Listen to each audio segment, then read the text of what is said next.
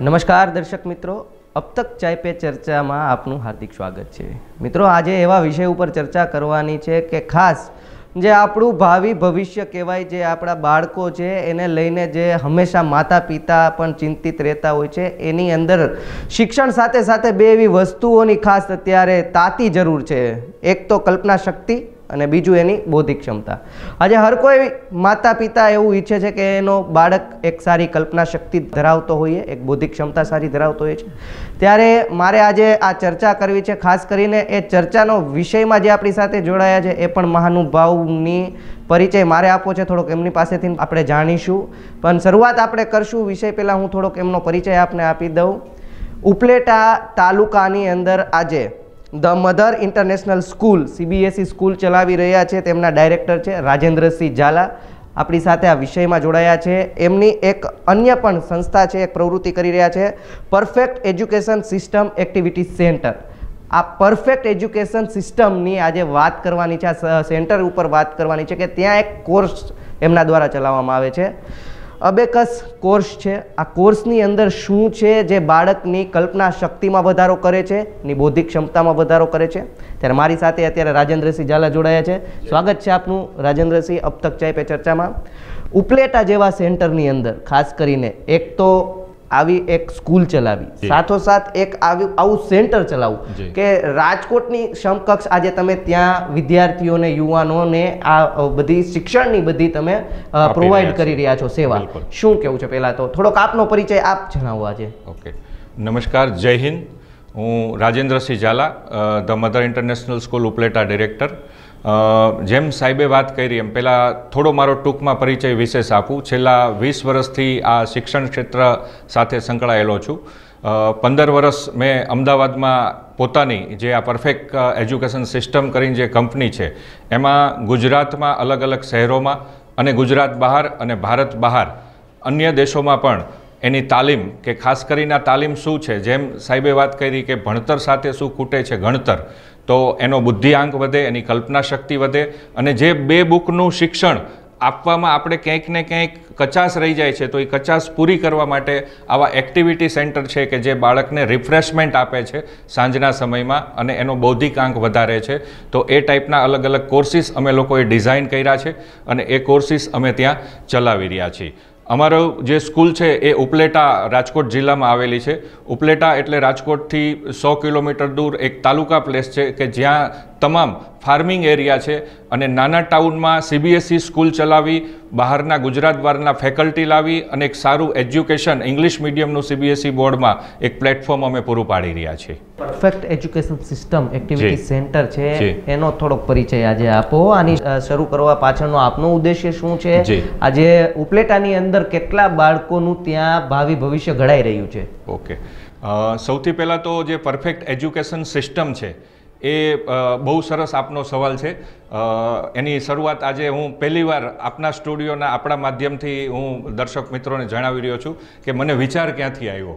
આ પહેલીવાર હું આપને જણાવી રહ્યો છું ચેનલને કે હું જ્યારે કોલેજ કરતો ને, ભણતો, ત્યારે અત્યારની જે એજ્યુકેશન સિસ્ટમ છે ને એ ક્યાંક ને ક્યાંક મને ખૂંચતી હતી અંદર કે આ બે બુક વચ્ચેના મને જે જોઈ છે એ આમાં આ સ્કૂલ નથી આપી શકતી કે આ બુક નથી આપી શકતું, કારણ કે મેં બહારની વ્યવહારિક લાઈફ કે સ્કૂલ અને કોલેજ દરમિયાન કલ્ચરલ એક્ટિવિટી, જનરલ સેક્રેટરી, આ બધા હોદ્દા ઉપર રહ્યો ત્યારે મને ખબર પડી કે શિક્ષણ સિવાય વ્યવહારિક જીવનમાં તો બીજું ઘણું બધું આપણે શીખવાનું બાકી છે। એટલે એ નાનપણથી નાના બાળકોને જો નાનપણથી શીખવાડવામાં આવે તો એ મોટા થાય ત્યારે સપોઝ એને મેનેજમેન્ટમાં જવું હોય, HRમાં જવું હોય, તો આપણે શું છે સૌરાષ્ટ્ર અને ગુજરાતમાં એક તાસીર છે કે બાળકને હંમેશા બે જ લાઈન, તમે ગમે એ પેરેન્ટ્સને પૂછો ને તો એમ જ કહેશે કે આને કાં A ગ્રુપ કાં B ગ્રુપ, કાં ડૉક્ટર કાં એન્જિનિયર, આ બે સિવાય ત્રીજું કંઈ આપણને દેખાતું જ નથી। પણ આ બે સિવાય આખી વિશાળ દુનિયા છે ઈશ્વરે બનાવેલી, અને એ વિશાળ દુનિયામાં એની અંદર જે તાકાત પડેલી છે જન્મજાત, કારણ કે આજે તમને એક વિશેષ દાખલો હું આપીને સમજાવું કે આ પર્પસ શું છે। મેં મહાભારત, ભગવદ્ ગીતાનો ખૂબ અભ્યાસ કર્યો અને મહાભારતમાં મેં જોયું કે જે 5 પાંડવ હતા તો એ 5 પાંડવની દરેકની ક્ષમતા જુદી હતી। કે અર્જુન છે તો એ બાણમાં એટલો બધો પાવરફુલ હતો કે ચકલીની આંખ પણ વીંધી નાખતો હતો। હવે એ કામ ભીમનું નથી, ભીમનું કામ છે ગદા, એના બાહુબલ સારા હતા એટલે ગદા યુદ્ધમાં માહિર હતો.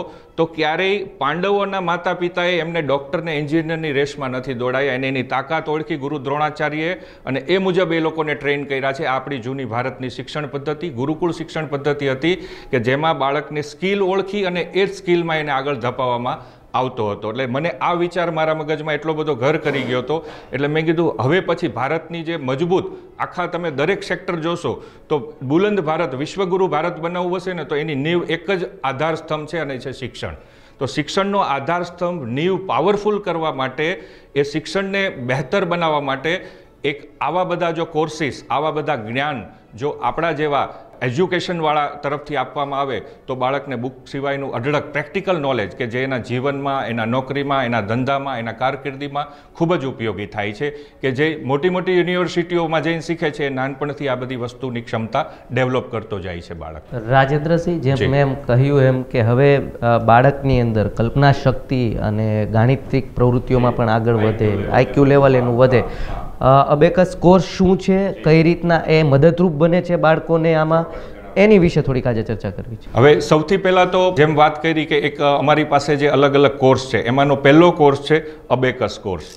આ એક અબેકસ છે, આ એક ટૂલ છે. આ વિશ્વ સ્તરે આ કોર્સ ચાલી રહ્યો છે, ખાલી ભારત પૂરતો નથી.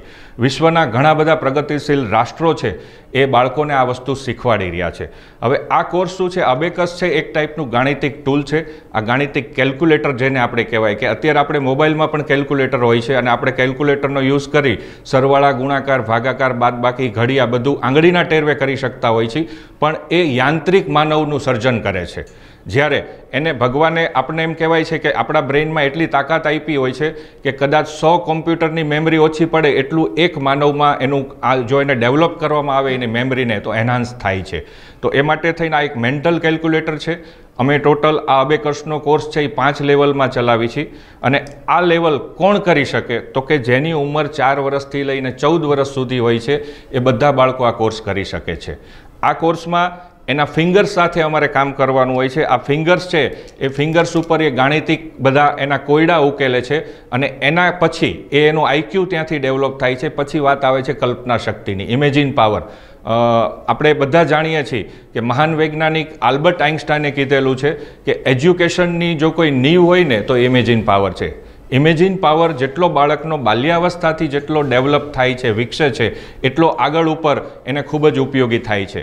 એટલે ઇમેજિન પાવર હાલ કેવું એજ્યુકેશન સિસ્ટમ થઈ ગયું છે. હું 20 વર્ષથી આ ફિલ્ડ જોડે કનેક્ટેડ છું એટલે આપના માધ્યમથી આજે પેટ ખુલ્લી મારે વાત કરવી છે કે અત્યારનું એજ્યુકેશન રટોફિકેશનવાળું થઈ ગયું છે, મગિંગવાળું, માર્ક ઓરિએન્ટેડ થઈ ગયું છે કે બાળકને પરીક્ષાના જે માની લો કે 5 ચેપ્ટર હોય એ પૂરતી તૈયારી કરાવે, માર્ક આવે, માતા અને પિતા સોશિયલ મીડિયા ઉપર ફોટો મોકલે, my son got so and so, બધા નીચે ક્લેપ કરે, વેલડન કરે, કોંગ્રેચ્યુલેશન. પણ એ બાળક એની બુદ્ધિ ક્ષમતા, એના પ્રેક્ટિકલ વ્યવહાર અને ખાસ કરીને એના ફેમિલી, સમાજ અને એથી વિશે શું વાત કરું કે જે મારી લાગણી જેની જોડે સંકળાયેલી છે એ છે આપણો દેશ.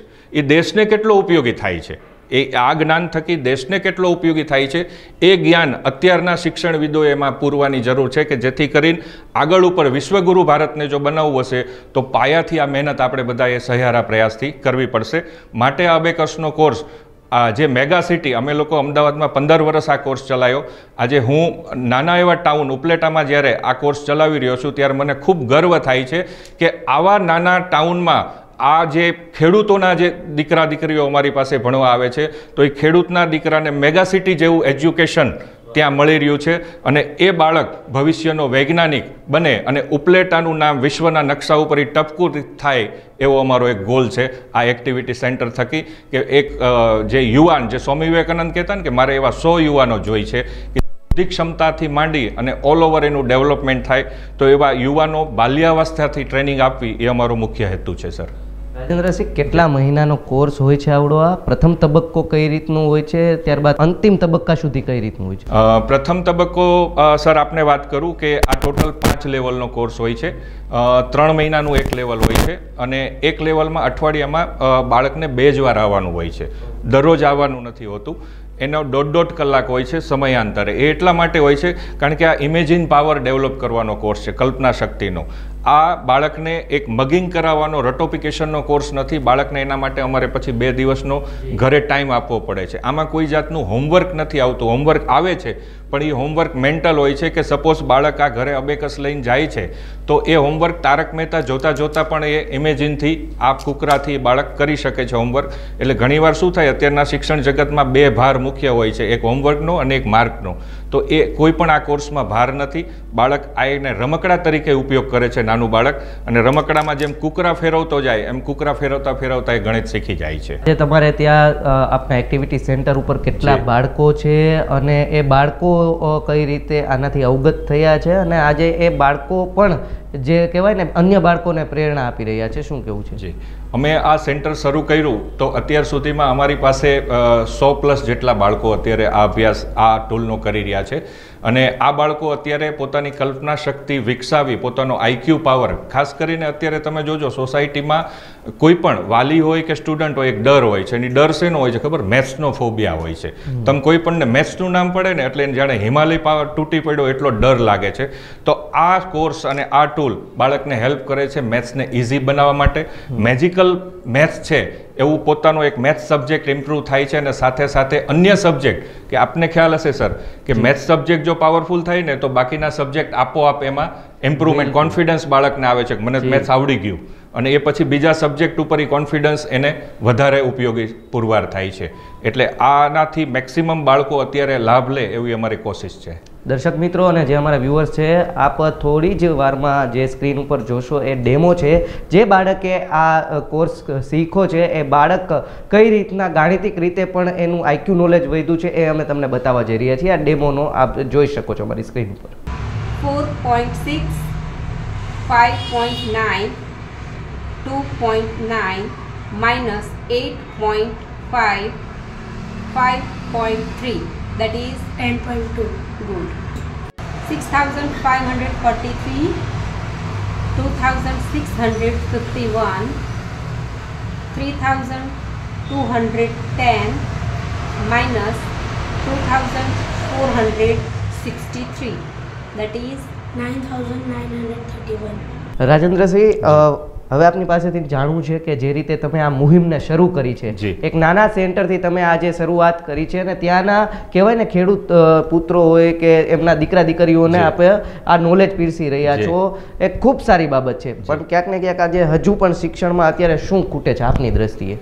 ખાસ કરીને શિક્ષણમાં શું ખૂટે છે તો શિક્ષણમાં આમ ચર્ચા કરવા બેસી તો ઘણું બધું ખૂટે છે, અને આમ ચર્ચા કરવા બેસી તો એવા 2-3 પોઈન્ટ જે મારા ધ્યાનમાં છે જે આપના માધ્યમથી હું કહેવા માગું છું.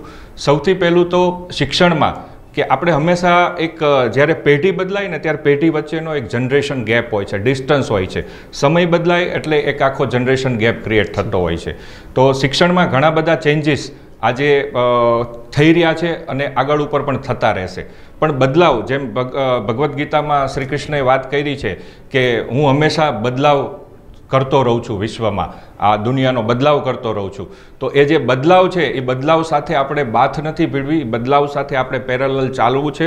એ એવી રીતે ચાલવું છે કે સાથે સાથે આપણી ભારતીય સંસ્કૃતિ ટકી રહે અને વિશ્વ લેવલ ઉપર આપણે ઇન્ફોર્મેશન, ટેકનોલોજી અને વિજ્ઞાનમાં આપણે ટોચ ઉપર હોય.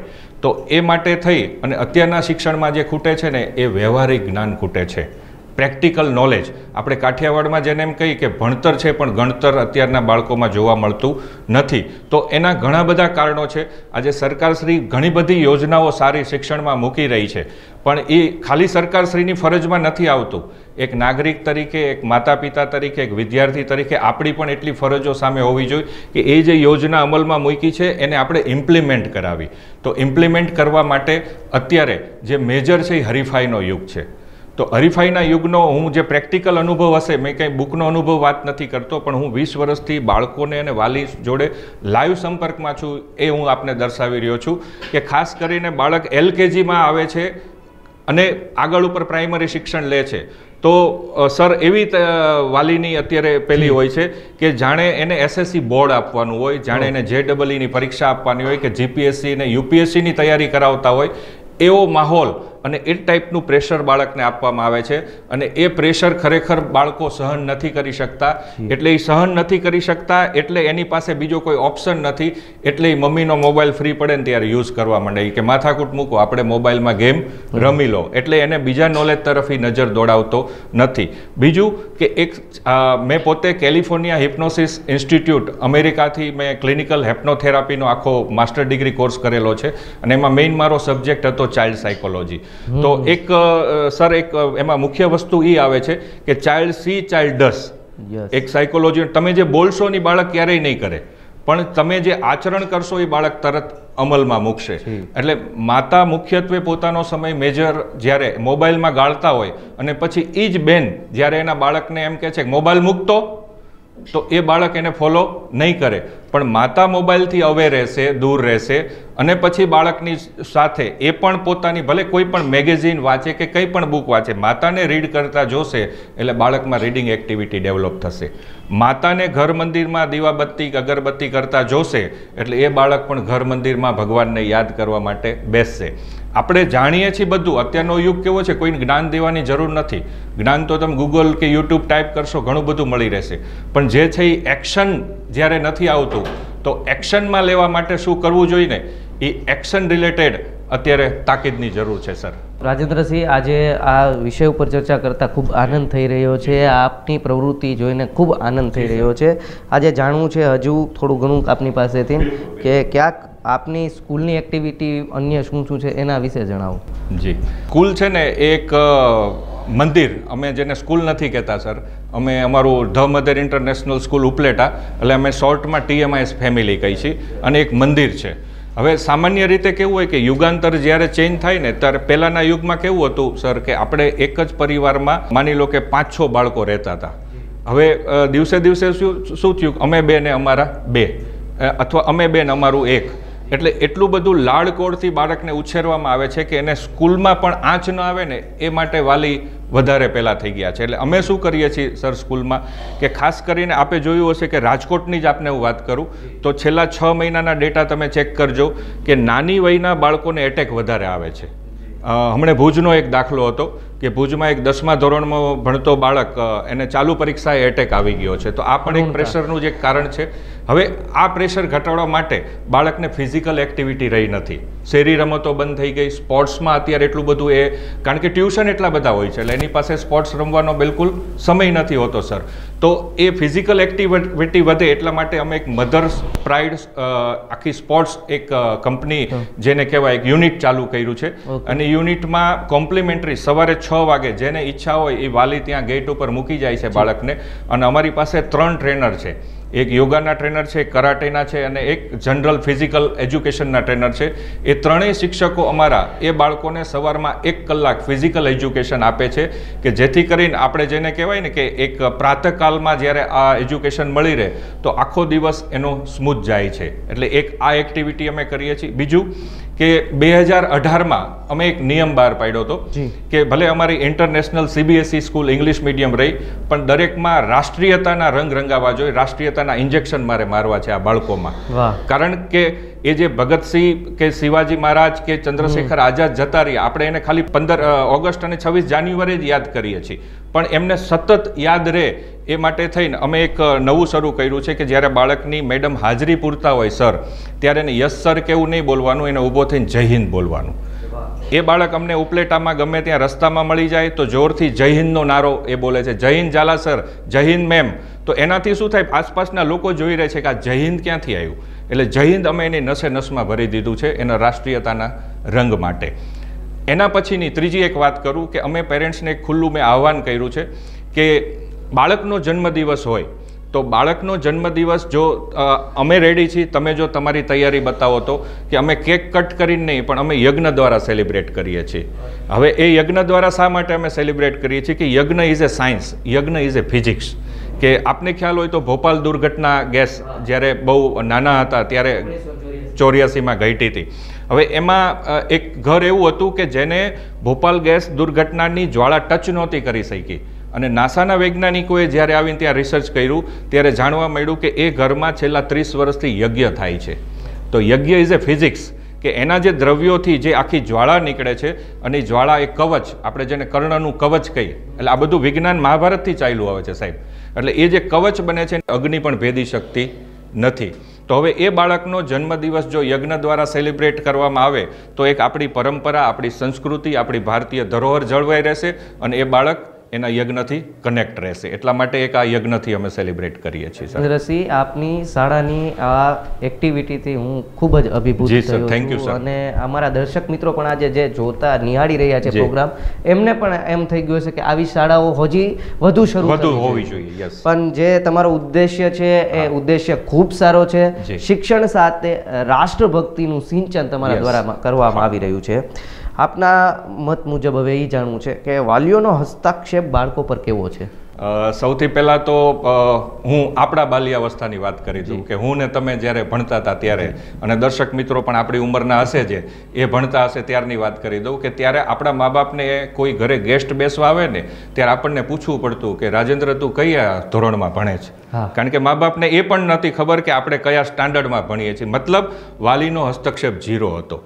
હવે ડે બાય ડે શું થયું કે વાલી એજ્યુકેટેડ થવા માંડ્યા, વાલી ઓવર પ્રોટેક્ટિંગ થવા માંડ્યા અને ઓવર પ્રોટેક્ટિંગના હિસાબે શું થયું છે કે વાલીનો હસ્તક્ષેપ દિવસે દિવસે વધતો જાય છે. કેવી રીતે કે એજ્યુકેશન એટલે સર છે ને 2 બુક વચ્ચે એ લોકોએ સીમિત રાખી દીધું છે. જ્યારે આખા તમે સર્વે કરો ને તો એજ્યુકેશન તો 2 બુકની બહાર છે, સાચું, કે જે બાલ્યાવસ્થામાં એને નાખવામાં આવે છે. હું તમને એક જ દાખલો આપું કે ઘણીવાર વાલીને એવું થતું હોય કે આ સ્કૂલવાળા કેમ આવી ડિસિપ્લિન બનાવે છે, પણ ડિસિપ્લિન છે એ પાર્ટ ઓફ લાઈફ છે. એ પોતાનો બિઝનેસ કરશે, પોતાની જોબ કરશે, ત્યારે એ ડિસિપ્લિન જો બાલ્યાવસ્થા આવી હશે ને તો એના કોઈ પણ ક્ષેત્રમાં એ અગ્રેસર રહી અને પ્રોગ્રેસ કરશે. તો એ ડિસિપ્લિનના ભાગરૂપે હું એક દાખલો આપવા માગું છું કે અત્યારે કેવું થાય છે કે ફોર એક્ઝામ્પલ આપણે બધા જય શ્રી કૃષ્ણ બોલીએ છીએ, આપણે બધા દ્વારિકા જઈએ છીએ, આપણે મથુરા અને બધે જઈએ છીએ. હવે આપણે કૃષ્ણને માનીએ છીએ, પણ કૃષ્ણ એક મહામાનવ બનીને આ પૃથ્વી ઉપર એક મનુષ્યને મેસેજ આપવા માટે આવ્યા હતા કે બાલ્યાવસ્થા કેવી વીતવી જોઈએ, બીજું વિદ્યાર્થી કાળ કેવી રીતે તમારે વિતાવવો જોઈએ. હવે એ રાજા ધીરાજ ખુદ ભગવાન હતા, તોય સાંદીપની ઋષિના આશ્રમમાં એ ટકો કરાવી અને જો ભણતા હોય તો એમની પાસેથી આપણે એ શીખ લેવાની છે કે આપણે તે હેર કટ કરીને જવું, હેર ઓઇલ નાખીને જવું, નખ કાપેલા હોવા જોઈએ. આ બધી ડિસિપ્લિન એને બાળકોથી જ્યારે આપણે એને સિંચન કરી બાલ્યાવસ્થાથી નાખશું તો આગળ ઉપર વધારે જશે. એટલે ખાસ કરીને આ જે વાલી આમાં કેવું ઇન્ટરફિયર કરે છે સર, ખાસ કરીને કે એ પ્રોટેક્ટ કરે છે એને કે આજે આમ નહીં થાય, આજે અમે આમ નથી લાવ્યા. બીજું કે પહેલાંનું આપણું એક સૂત્ર હતું, આપણા જે જૂના આપણે જેને ત્યારે માસ્તરો કહેતા, આપણે સરને માસ્તરો કહેતા, એટલે માના સ્તરે ગયેલો, માના સ્તરે ગયેલો એટલે એને માસ્તર કહેતા હતા. અને એ માના સ્તરે જે જઈને ભણાવતો ને એટલે આપણે અહીંયા આજે આવી રીતે બોલી શકીએ છીએ. એટલે હું આભાર માનીશ એ બધા પ્રાઇમરી શિક્ષકોનો કે જેને માનું સ્તર આપીને અહીંયા આપણને બેઠાડ્યા છે. તો અત્યારે શું થાય છે કે અત્યારે કંઈ પણ આપણે એના બાળકને કહી નથી શકાતું. મારવાની તો વાત એક જ બાજુ રહી ગઈ, પણ બાળક માની લો કે અત્યારે નાનું હોય તો એની જગ્યા ચેન્જ કરીને તોય વાલી સ્કૂલે આવી જાય છે કે આને આની બાજુમાં બેહાડો ને. અને તમે 5 કલાક સ્કૂલે સોંપી દો છો તો એ શિક્ષકને એનું કામ કરવા દો ને કે એને ક્યાં બેસાડવો, કેવી રીતે બેસાડવો. પણ એટલું બધું ઇન્ટરફિયર, અને ખાસ કરીને એક મુદ્દો એમાં એડ કરી દઉં કે ઇન્ટરફિયર જ્યારે વધે છે ક્યારે હાઇપરનેસ, કે જ્યારે એક્ઝામ નજીક આવે ત્યારે. હું આપને અમારી CBSE પેટર્નની વાત કરું તો CBSEમાં ટોટલ 4 પરીક્ષા વર્ષમાં લેવાય છે. એમાં PA1 હોય સર, એ ખાલી 20 માર્કની હોય છે અને એમાં એને ખાલી એક રિવિઝન થાય એ માટે પરીક્ષા લેતા હોય છે બોર્ડવાળા. હવે એ 20 માર્કની પરીક્ષામાં આપને જે મેં વાત કરી ને એ બધી સ્પોર્ટ્સ એક્ટિવિટી બંધ કરાવી દે છે અને 20 માર્કમાં એટલું બધું પ્રેશર નાખે છે 1 મહિના અગાઉ કે એ બાળક છે ને મૂરઝાઈ જાય છે. એટલે ખરેખર આ જે એક્ઝામનું બર્ડન છે ને એ GPSC જે JEE છે એક બોર્ડ, એ તો પછીની વસ્તુ છે, પણ એના બીજ છે ને પ્રાઇમરી એજ્યુકેશનથી માતા પિતા રોપી દે છે. એટલે ખાસ કરીને તમે એકવાર માની લો કે જે બાળકને સોંપી દો છો તો એ સોંપ્યા પછી તમે નિશ્ચિંત થઈ જાઓ તો તમને વધારે સારું રિઝલ્ટ મળે છે. અને એક હું એક ન્યાયિક રીતે બંને બાજુ બોલીશ કે અત્યારની જે દશા જે હું જોઈ રહ્યો છું કે દરેક જગ્યાએ વાલીનો હસ્તક્ષેપ થાય છે, એમાં વાલી પણ સાચા હોય છે. કઈ રીતે કે જેમ આપણે જોઈએ છીએ કે અત્યારની નવી પેઢીના માતા પિતા હાઈપર થતા જાય છે, બદલાતા જાય છે, તો શું શિક્ષક હજુ માસ્તર જેવા જ છે? ના, શિક્ષકોમાં પણ શિક્ષકપણું નથી. કારણ કે અમુક નીતિઓ એવી આવી ગઈ છે કે એ બીએડ કરતા નથી, માત્ર સર્ટિફિકેટ લઈ અને ટ્રેનિંગ લીધા વગર જ્યારે એને ઓછા પગારે જ્યારે એપોઇન્ટ કરી દેવામાં આવે છે, એને કોઈ પણ જાતના અંદર શિક્ષકપણું છે કે નહીં એ ચેક કર્યા વગર જ્યારે પ્રોફેશનલ રીતે એને કરવામાં આવે છે તો ત્યારે માતા પિતા સાચા હોય છે, કારણ કે એને ટ્રીટમેન્ટ આવડતી નથી 40 છોકરાને હેન્ડલ કરવાની. એટલે એવા કિસ્સામાં માતા પિતા પણ સાચા હોય છે. એટલે એક સ્કૂલના સંચાલક તરીકે અત્યારે મારી જે જવાબદારી છે એ આખો જે ટ્રાયેંગલ છે ને એને બેલેન્સ રાખવાની છે, અને એ બેલેન્સ રાખીએ ને ત્યારે ફ્રૂટફુલ રિઝલ્ટ મળતું હોય છે. સર, ખૂબ જ સાચી અને સચોટ વાત કરી જી છે સર. રાજેન્દ્રસિંહ તમે. પરફેક્ટ આપની જે સંસ્થા જી, છે એના જી. વિશે થોડીક વાત કરીએ કે પરફેક્ટ એજ્યુકેશન સિસ્ટમમાં જે એક્ટિવિટી અન્ય થતી હોય છે જી. એ એક્ટિવિટી પણ બાળકોને કેટલી હેલ્પફુલ બને છે? ખાસ કરીને વાત કરીએ તો સ્કૂલમાં બાળક મેથ્સ શીખે છે, સાયન્સ શીખે છે, ઇંગ્લિશ શીખે છે, સોશિયલ અને અન્ય સબ્જેક્ટ શીખતું હોય છે. જેમ મેં વાત કરી કે વ્યવહારિક જીવનમાં એ બધાને ઉદ્દીપક તરીકે જે પોષણ આપે છે ને એવા એના સ્કિલ ડેવલપ કરવા ખૂબ જરૂરી છે. એટલે આની પાછળનો મુખ્ય હેતુ, perfect education system activity centre શરૂ કરવા પાછળનો મુખ્ય હેતુ એ છે કે સ્કિલ ડિઝાઇન ડેવલપમેન્ટ થાય બાળકની. હવે એ સ્કિલમાં જેમ મેં આપને પહેલા એક ઉદાહરણ આપ્યું સર કે 5 પાંડવ વાળું, તો અમારી સામે જ્યારે બાળક આવે છે ને ત્યારે અમે એને જજ કરી લઈ છીએ અમારા અનુભવ ઉપરથી કે આ અર્જુન જ છે, આ ભીમ છે, આ નકુલ છે, આ સહદેવ છે. અને એ વાલીના ગળે ઘટડો ઉતારવો ને એ અમારો ચેલેન્જ છે. કારણ કે દરેકને પોતાના બાળકને રેસમાં જ દોડાવવો હોય છે. હવે રેસમાં જ્યારે દોડાવે છે ત્યારે એક્સેપ્ટ નથી કરતા કે આનામાં અર્જુનની સ્કિલ નથી, આનામાં ભીમની સ્કિલ છે, તો આને ગદા યુદ્ધ જ શીખવાડો. પણ અમે અમારો પ્રયત્ન ચાલુ જ રાખીએ છીએ, કારણ કે આપે જે 3 ઇડિયટ મૂવી જોયું હશે તો 3 ઇડિયટ મૂવીમાં પણ એ જ વાત કરી છે કે પહેલાને ફોટોગ્રાફીમાં રસ હોય છે. આમિર ખાન સમજાવે છે કે તું ફોટોગ્રાફીમાં જા, એન્જિનિયરિંગ મિકેનિકલ ન લે, અને એ આગળ ઉપર પસ્તાવાનો વારો આવે છે. તો અત્યારે તમે મોટા ભાગની કરિયર જોશો તો એમાં એવું જ હોય છે કે ન ગમતી કરિયરમાં જતા રહે છે. અમારે સાહેબ આ એક પેટ છૂટી વાત કરું આપના સ્ટુડિયોમાં, હમણાં એક ડેન્ટિસ્ટ આવ્યા અમારે ત્યાં ઇન્ટરવ્યુ દેવા માટે. ડેન્ટિસ્ટ, તમે વિચાર કરો સર, પ્રાઇમરી એજ્યુકેશનમાં એ ઇન્ટરવ્યુ દેવા માટે આવ્યા. મેં કીધું તમે ટીચિંગ લાઇનમાં, એ પણ પ્રાઇમરીમાં? એ કે મને ડોક્ટરમાં નથી મજા આવતી. બોલો, એટલે ગલત કેરિયર જ્યારે બાલ્યાવસ્થાથી ચોઇસ કરવામાં આવે છે પ્રેશરથી, તો આગળ ઉપર એને પાછું ત્યાં એના મૂળ જે અંદરનું તત્વ હોય એમાં તો એને પાછું આવવું જ પડે છે ને.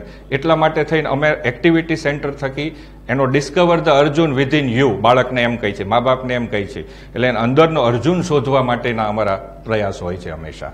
રાજેન્દ્રસિંહ, આજે જે આપણે ઇન્ટરનેટનું યુગ છે જી. એની અંદર પણ સોશિયલ મીડિયા જે અત્યારે જોવામાં જઈએ તો એનું અને ક્યાંક ને ક્યાંક અમુક પ્લેટફોર્મ ઉપર જે એડલ્ટ કન્ટેન્ટ હોતું હોય છે, તો બિલકુલ. આજે સંસ્થા જે તમે ચલાવી રહ્યા છો, એક શાળા પણ ચલાવી રહ્યા છો, વિદ્યાર્થીઓની નજીક ખૂબ તમે હો છો, બિલકુલ. ત્યારે વિદ્યાર્થીઓ ઉપર આની અસર તમે કઈ રીતના જોતા હો છો? એક મોટામાં મોટું, આપણે પહેલાના યુગમાં છે ને આપણે રામાયણ જોયું હશે સર, તો રામાયણમાં કેવું આવતું કે જ્યારે રામ, લક્ષ્મણ, ભરત ને બધા યજ્ઞ કરતા વશિષ્ઠ ઋષિના આશ્રમમાં, ત્યારે ઉપરથી અસુરો છે ને ઉપર હાડકા ફેંકતા હતા યજ્ઞને ખંડિત કરવા માટે, એટલે યજ્ઞ કરી ન શકે, એનું ફળ ન મળે.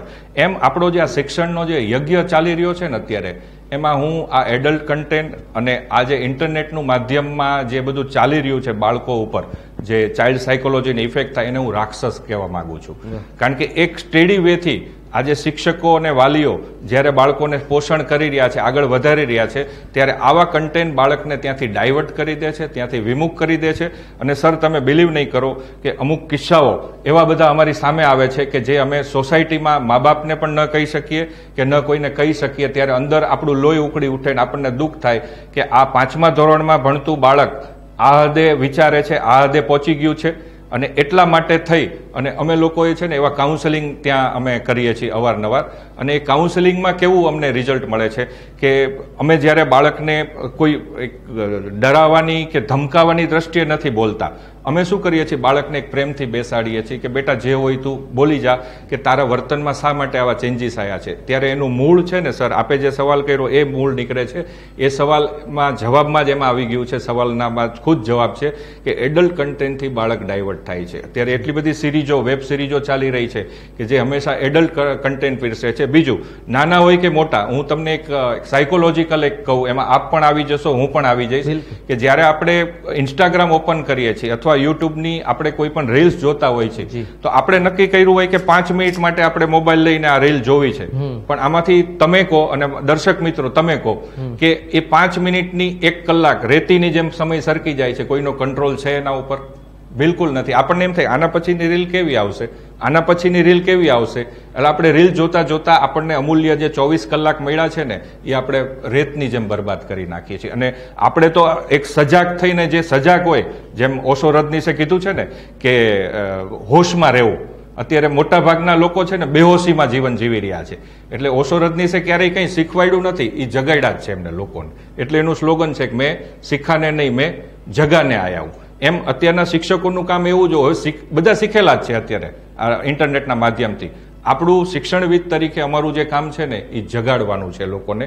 અને આમાંથી માતા જ્યારે સ્ક્રોલિંગ 1 કલાક કરતા હોય છે ને સર, ત્યારે એ બાળક 2 કલાક સ્ક્રોલિંગમાં બેસી જશે બાજુમાં. કારણ કે માતા પાસે એવો રાઇટ્સ નહીં રહે કે એનો મોબાઈલ મુકાવી શકે. કારણ કે અત્યારના બાળકો બહુ સ્માર્ટ છે અને આ પેઢી એવી છે ને કે આપણા કરતાં ખૂબ જ એક સ્ટેપ આગળ વિચારી રહી છે. એ તરત બાળક આર્ગ્યુમેન્ટ કરે છે, દલીલ કરે છે કે મમ્મી તું તો 1 કલાક મોબાઈલ લઈને બેઠી હતી, તો મને શા માટે ના પાડે છે? એટલે એનો જવાબ ત્યારે માતા પાસે હોતો નથી સર. રાજેન્દ્રસિંહ, ઉપલેટાના તો વિદ્યાર્થીઓ આપની પાસે આજે આપની આ સંસ્થામાં આવી અને પોતાની બૌદ્ધિક ક્ષમતા વધારી શકે છે, કલ્પના શક્તિમાં વધારો કરી શકે છે, પણ ઉપલેટા સહિત પણ આસપાસના ગામડાઓમાંથી પર જો કોઈને આવવું હોય તો આપનો સંપર્ક કઈ રીતના થઈ શકશે? આપની સંસ્થા ક્યાં આવેલી છે, એડ્રેસ અને આપનો સંપર્ક જણાવી દઈએ. બિલકુલ. આપને વાત કરું કે ઉપલેટા પહેલાનું જે મારું કાર્યક્ષેત્ર એ હતું કે આની અવેરનેસ ફેલાવી. અવેરનેસ જેટલી સ્કૂલોમાં, કોચિંગ સેન્ટરમાં, આજે આપણે અત્યારે ચર્ચાના મુદ્દા થઈ રહ્યા છે, એટલી જાજી ફેલાય એટલું લોકોમાં જાગૃતતા આવશે ને લોકો જાગશે. આપણું કામ છે એને જગાડવાનું લાકડી લઈ. તો એ માટે થઈ હું આપના દર્શક મિત્રોના આપના માધ્યમથી જણાવી રહ્યો છું કે કોઈ પણને આ વિદ્યા શીખવી હોય પોતાના ગામમાં કે સૌરાષ્ટ્ર, ગુજરાત કે anywhere in India or out of India too, તો એ અમારો સંપર્ક કરી શકે છે. ઉપલેટા પરફેક્ટ એજ્યુકેશન સિસ્ટમ, મારો નંબર પણ એમાં મળી જશે. અને એ નંબર ઉપર કોન્ટેક્ટ કરે તો અમે એને ઓફલાઈન ટ્રેનિંગ આપી અને એ પોતે પણ, માની લો કે અત્યારે ખાસ કરીને હું મારા 20 વર્ષનો સર આપને એક્સપિરિયન્સ કહું કે મોટા ભાગના અત્યારે લાઈફમાં ગમે ત્યારે તોફાન આવતા હોય કે કોઈ બેન હોય એના હસબન્ડ ગુજરી જાય, પછી કોઈ બેન છૂટાછેડા લઈને ઘરે આવી ગયા હોય, હવે એને આર્થિક રીતે પગભર થવું હોય તો એના માટે પણ આવા એક્ટિવિટી સેન્ટર જો એને ટ્રેનિંગ લીધેલી હશે તો એ આસપાસના લોકોમાં એ અવેરનેસ ફેલાવી શકશે. અને અમે એના માટે તૈયાર છીએ એમને ટ્રેનિંગ આપવા માટે સર. વાહ. અંતમાં સમય મર્યાદાને ધ્યાનમાં રાખતા એક આજે મેસેજ શું આપવા માંગો છો મારા દર્શક મિત્રોને અને લોકોને? સર, છેલ્લે લાસ્ટમાં તો પહેલાં તો આભાર માની લો આપનો અને અબતક ચેનલનો અને તમામ આપના દર્શક મિત્રોનો કે આજે અહીંયા આ પ્લેટફોર્મથી, આ માધ્યમથી મને કંઈક મારા વિચાર શિક્ષણ જગતમાં રાખવાનો મોકો મળ્યો છે. એટલે સૌથી પહેલાં આપ સર્વેનો આભાર. અને એક મેસેજ એ આપવા માગીશ વાલીને, એક જ લાઇનમાં હું આ મેસેજ આપવા માગું છું કે વાલી બનજો, વકીલ બનતા નહીં, બાળકના સુંદર ભવિષ્ય માટે. દર્શક મિત્રો, આશા કરું છું આજના અમારા વિષયમાં આપને ખૂબ જ સારી રીતે રાજેન્દ્રસિંહ ઝાલાએ અવગત કર્યા છે. એબેકસ કોર્સ જે છે એના વિશે પણ તમને અવગત કર્યા છે. જો તમે તમારા બાળકનું સારું ભવિષ્ય, સારું ઘડતર કરવા માંગતા હોય તો ચોક્કસથી એક વખત આ એબેકસ કોર્સની મુલાકાત લઈ શકો છો. આપ એમનો સંપર્ક પણ કરી શકો છો. ફરી મળીશું આવા જ એક વિષય સાથે. ત્યાં સુધી મને આપો રજા. જોતા રહો અબ તક ચાય પે ચર્ચા.